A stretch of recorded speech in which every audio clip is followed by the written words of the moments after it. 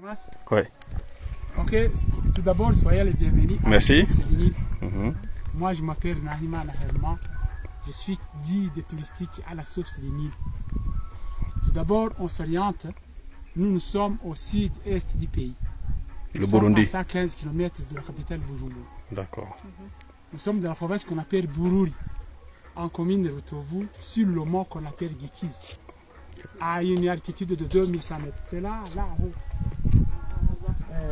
Nous sommes également sur la crête Congo-Nil, la crête qui sépare les deux bassins, le bassin du Nil et le bassin du Congo. Voilà. Au nord de cette crête, c'est le bassin du Nil. Là-bas, comme ça. Comme ça. Au sud de cette crête, c'est le bassin du Congo. Cela veut dire que toutes les rivières et ses affluents au sud de cette crête se jettent d'abord dans le lac Tanganyika, le fleuve Congo, pour se déverser dans l'océan Atlantique. Tandis que l'eau qui sort vers le nord de cette crête va à la Méditerranée. Voilà, cette crête constitue une ligne de partage des eaux. D'accord. L'Atlantique au sud, la Méditerranée au nord. Ok. Voilà alors, comme histoire. C'était en 1930. Un certain Allemand du nom de celui-ci, il s'appelait comme ça, docteur Burkhard Waldeck. C'est un Allemand. Et il était allemand, en même temps explorateur. Lorsqu'il était en Égypte, sur la mer Méditerranée, voyant le Nil se jetant dans la mer Méditerranée, et il s'est posé la question d'où vient cette eau. Alors, comme il était explorateur, il s'est décidé lui-même d'aller à la recherche de la source du Nil. Vous savez que le Nil se trouve en Égypte. Où est-ce qu'il était? Il était en Égypte sur le lac qu'on appelle comme ça. Kil Bahal El Abiad Nil. C'est arabe. En français veut dire la mer blanche du Nil. Alors, quittant l'Égypte où il était, il s'est rendu en Éthiopie. Arrivé en Éthiopie, il a rencontré le lac qu'on appelle Bahal El Djebel. C'est arabe aussi. En français, on veut dire la mer de la montagne. Avancé vers le Soudan, il a rencontré le lac Albert ou Mitanzigé. Parce que le lac Albert passe par 3 pays. Le Congo, l'Ouganda et le Soudan. Avancé vers le Kenya, il a rencontré le lac qu'on appelle Kyoga. Avancé toujours vers l'Ouganda, il a rencontré le Victoria Nil en Ouganda.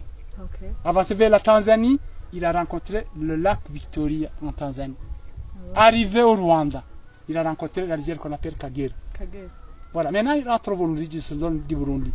Dans la province qu'on appelle Muyinga, il a rencontré la rivière qu'on appelle Ruvubu. Voilà, il descend au centre du pays, c'est à Gitega, à partir de Mugera, jusqu'à Mahwa, c'est à 15 km d'ici, il a rencontré la rivière qu'on appelle le Vironze. Voilà, avancé vers ici, à 5 km, il a rencontré la rivière qu'on appelle Kigira. À 2 km, ça s'appelle Kasseigne. Arrivé ici à la Kasumo, c'est la Barba. C'est ici que l'Allemand, c'est là-bas. C'est ici que l'Allemand a découvert la source la plus méridionale du Nil. La plus méridionale. Et ça veut dire la source la plus au sud du Nil. Ok. Après une longue marche de 6700 km à pied. À pied? À pied. Il a marché 6700 km depuis l'Égypte jusque-là. Ah bon? C'est la longueur du fleuve Nil blanc, le fleuve le plus long d'Afrique. Voilà. Après 4 ans, il a marché 4 ans. Alors, pour témoigner que c'est lui-même qui a découvert la source la plus méridionale du Nil, là-bas en bas, l'Allemand s'est décidé de construire une petite pyramide à l'image des pyramides d'Égypte. Voilà, alors l'Allemand a préféré construire. Là, il y a une pyramide. Voilà. Voilà, alors l'Allemand a préféré construire. Attention derrière vous. Attention derrière vous. Voilà, alors l'Allemand a préféré construire cette pyramide au sommet de cette crête. Après avoir construit cette pyramide, et qu'est-ce qu'il a écrit sur la pyramide?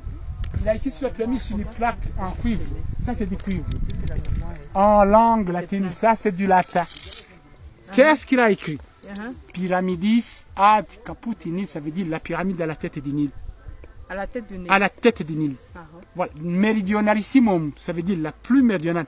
La source la plus méridionale du Nil. La plus au sud. Voilà, il existe d'autres sources du Nil. Mais la source la plus méridionale, la plus au sud du Nil, ça se trouve ici à la Kasumo, là-bas en bas. Cette pyramide, alors, symbole de la source. Voilà, cette phrase veut dire quoi? Cette phrase veut dire que cette pyramide est également le symbole du débit du fleuve où débite le fleuve Nil blanc. Parce qu'il existe 2 fleuves Nil. Il y a le bleu et le blanc. La source du blanc, c'est ici au Burundi, à la Kasumo. la source du bleu se trouve en Éthiopie. En Éthiopie. Et voilà, les deux fleuves se rencontrent où? Au Soudan. Khartoum au Soudan, voilà. Ah bon? Amdouman. Voilà, vous connaissez l'endroit. Voilà, l'Allemand alors là a quitté Ils se l'Égypte. rencontrent comme ça. Oui. Amdouman. Moi, j'ai vu le bleu là. Voilà, l'Allemand alors a quitté l'Égypte en 1930. Il est arrivé ici en 1934, après 4 ans. Il a construit cette pyramide en 1938. Erecta, en français, veut dire érigé. 1938. 38, il a écrit arrête. Ah, chiffre romain. Un chiffre. Chiffre romain. Ouais. Voilà. Alors, il est arrivé ici en 1934. Il a construit cette pyramide en 1938. Pourquoi il a attendu 4 ans? L'Allemand n'avait pas de moyens. Il devait recourir à certaines autorités, à certains gens pour construire cette pyramide. Le premier qui a dit c'était qui? C'était en Belgique qui s'appelait comme ça. Il s'appelait Jungers. Celui-ci, il était gouverneur Rwanda, Urundi, en 1934. 34. Et qu'est-ce qu'il a aidé? Il a aidé à lui assurer sa protection physique, surtout pendant les déplacements. L'autre qui a dit c'était qui? C'était un prêtre belge aussi. Il s'appelait comme ça, Cole. Celui-ci a été longtemps directeur de l'école normale de l'Autovou. C'est au nord d'ici, à 7 km d'ici. Il a été même recteur du petit séminaire de Bouta. C'est à l'ouest d'ici, à 30 km d'ici. Qu'est-ce qu'il a aidé? Il a aidé à lui fournir ses pierres, du sable, du marron pour construire cette pyramide. Qu'est-ce que l'Allemand a écrit encore? L'Allemand a écrit que c'est lui-même qui a découvert la source la plus méridionale du Nil, alors qu'il y avait d'autres explorateurs qui ont essayé de chercher la tête du Nil mais qui n'ont pas réussi. Il a cité 2 Grecs, 2 Anglais et un Allemand. Le 2 Grecs, le premier explorateur grec, il s'appelait comme ça, Eratosthène. L'autre, il s'appelait Ptolémée. Le 2 Anglais, le premier, il s'appelait Speke. L'autre, il s'appelait Stanley. De Livingstone, à Cabézy, là-bas. Stanley Livingstone. Et Livingstone, oui. Quand il était allemand et d'autres, l'Allemand était un homme très, très courageux. Il a quitté le Burundi pour se rendre au Congo. Il s'en est plus précisément à Katanga. C'était à plus de 1500 km d'ici. Il avait ses amis allemands qui travaillaient là-bas. Ils exploitaient des minerais de cuivre dans une société qu'on appelait Géomine. Ça a changé de nom. Ça s'appelle maintenant Gécamine au Congo. Mais pour le moment, il a été accompagné par certains Burundais des environs d'ici. Qu'est-ce qu'il allait faire? Il allait demander l'aide de matériel à ses amis allemands qui travaillaient dans cette société. En lui fournissant alors 5 sacs de ciment. Et en lui fabriquant cette plaque sur laquelle est écrite l'histoire. Chose encore étonnante. La plaque que vous voyez ici pèse plus de 50 kilos. 50 kilos. 50 kilos. Mais elle a été emportée. C'est pas ici. Elle a été emportée sur tête de nos arrière-grands-pères depuis Katanga jusqu'ici. Avec les 5 sacs de ciment. Avec les 5 sacs de ciment. Ils ont passé presque une année en route. En route, une année en route. Une année? En route. Alors, pourquoi l'histoire est écrite en latin? C'était parce que lorsque c'était ici en 1934, l'Allemand voyait certains Burundais pendant la célébration des messes catholiques prier, chanter en latin. En latin. Alors, croyez que tous les Burundais connaissent le latin. Alors, comme doctorat, qu'est-ce qu'il était? Il était historien. Mais en dehors de son doctorat, il avait fait une formation connexe de la maçonnerie et de l'architecture.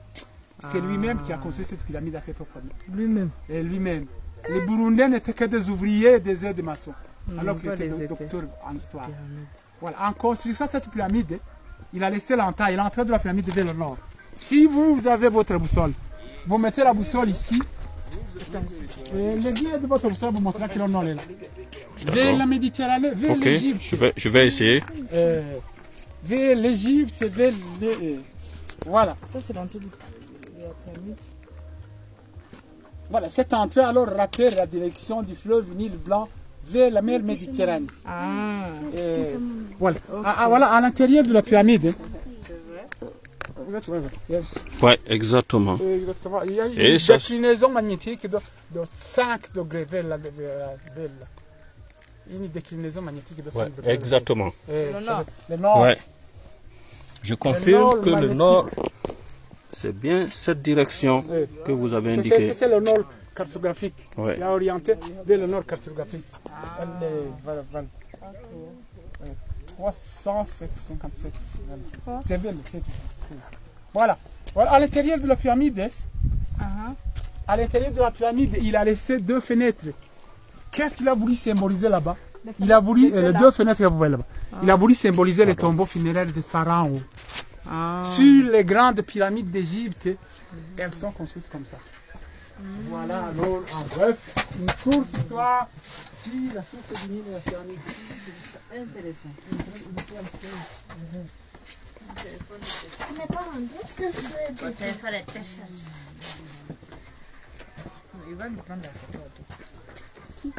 D'accord, merci beaucoup.